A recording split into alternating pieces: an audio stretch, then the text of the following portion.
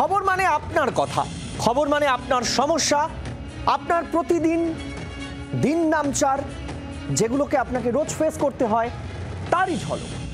যেমন ধরুন, আপনি বুঝতেই পারছেন না কেন হঠাৎ করে আপনার গাড়ির মাইলেজ কমে যাচ্ছে। রোজ বাইক নিয়ে অফিস যাচ্ছেন, কাজে যাচ্ছেন, একই রাস্তায় আগে 100 টাকার তেল ভরলে হয়ে যেত, কিন্তু এখন 150 টাকার তেলেও হচ্ছে না।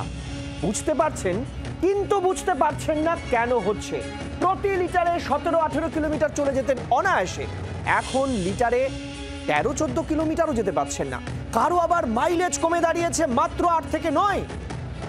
মামলা হয়েছিল সুপ্রিম কোর্টে, মামলা খারিজও হয়ে গেল, কিন্তু জানেন কেন? দেখুন,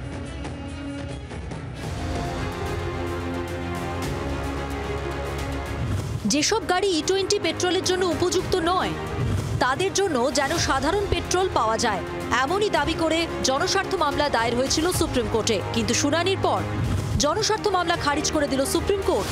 ফলে ইথানল মুক্ত পেট্রোল পাওয়ার বিকল্প পথ আপাতত বন্ধ। অভিযোগ ওঠে, পেট্রোল ব্যবহারে পুরনো গাড়ির মাইলেজ 6% পর্যন্ত কমে যাচ্ছে। পেট্রোল ব্যবহারে গাড়ির ইঞ্জিনের যন্ত্রাংশ ক্ষয়ে যাচ্ছে। এর জন্য বহু ইন্স্যুরেন্স কোম্পানি ক্ষতিপূরণও দিচ্ছে না। পাম্পগুলিতে এ বিষয়ে কোনো স্পষ্ট সতর্কবার্তাও রাখা হয় না।